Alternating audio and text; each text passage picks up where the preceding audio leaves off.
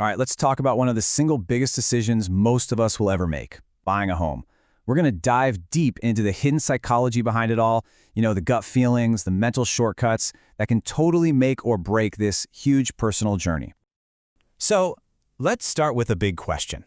Picture this. You're standing in what could be your new home. What's really driving your decision in that moment?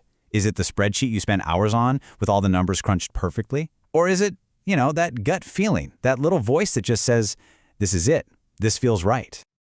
And that's really the heart of it, isn't it? Buying a home is almost never just a simple transaction. It's a huge milestone, absolutely packed with emotion and your vision for the future. It's this wild collision of pure logic and our deepest hopes and fears. Okay, so let's get into what's actually happening inside our brains during the whole house hunting marathon. Think about it. You're faced with endless listings, weekend after weekend of open houses. Your brain has to find some way to cope with all that information overload. And how does it cope? Well, it relies on mental shortcuts. We call them cognitive biases. And look, they're not necessarily flaws. They're more like efficiency tools our mind uses to make sense of a really complex world. But, and this is a big but, when it comes to a decision like real estate, they can have a massive impact. Okay, first up is a really big one, confirmation bias. Basically, this is your brain's tendency to play favorites. The second you get that good feeling about a place, your mind turns into its biggest cheerleader. It starts actively searching for any piece of evidence, any little detail, to prove that your first impression was the right one. Here's a perfect example. Let's say you fall head over heels for a neighborhood's charm. The cute cafes, the tree-lined streets. Suddenly, it becomes way easier to overlook that leaky faucet, the slightly sketchy wiring, or even the fact that your commute is now 20 minutes longer. You're just focusing on the good stuff to confirm that initial gut feeling.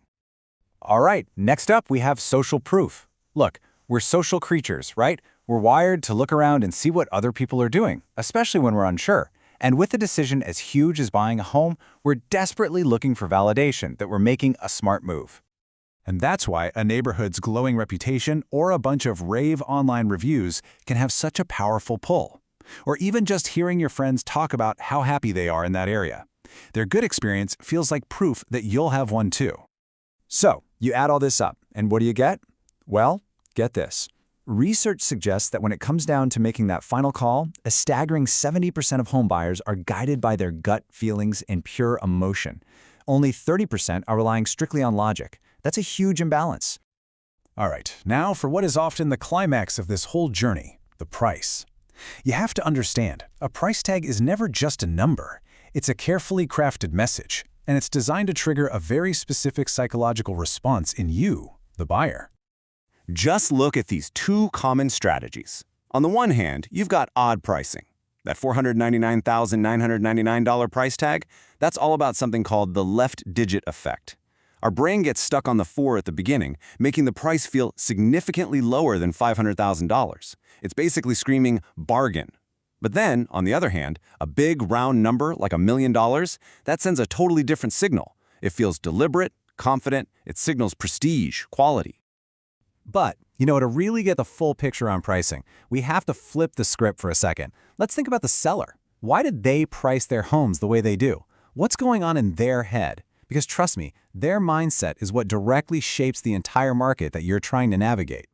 And that brings us to this incredibly powerful concept from behavioral economics called loss aversion.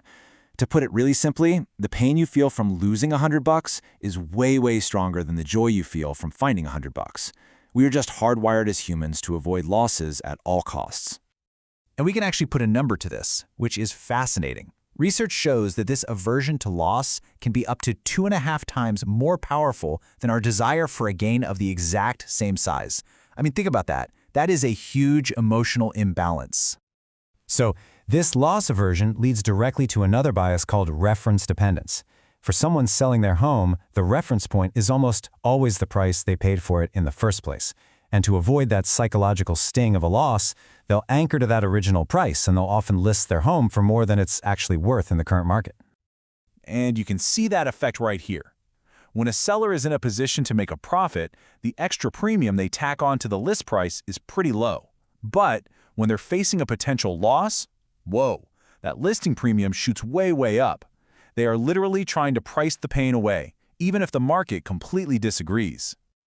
Okay, so you've done it. You've navigated the whole house hunt, you're starting to understand the pricing games, and now you're at the final high-stakes moment, making the offer.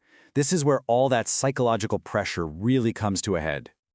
And, of course, a huge player at this stage is FOMO, the fear of missing out.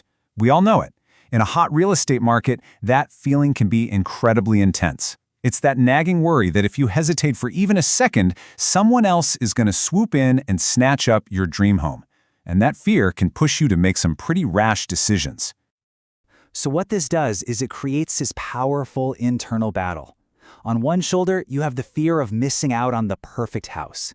But on the other shoulder, you have the equally terrifying fear of making a massive, life-altering financial mistake. And that emotional tug-of-war, man, it can be absolutely paralyzing. So how do you break that deadlock? Here's a simple framework to think about. First step, the final check. You got to balance that gut feeling with the cold, hard data. Inspections, comps, all of it. Second, the smart offer. Use what you now know about the seller's psychology. If you think they're worried about a loss, maybe you can frame your offer in a way that helps them feel like they're not losing. And finally, the confident close. Acknowledge the FOMO is real, but trust all the research and reflection you've already done. And look, why does any of this matter beyond your own personal decision? Well, because all of these individual psychological biases, they add up.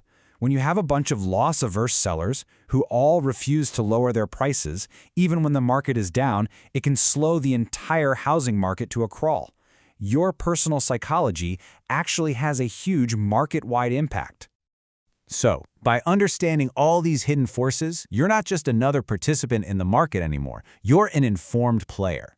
The next time you walk into an open house, you're not just going to see walls and windows. You'll see the invisible architecture of how these big decisions get made.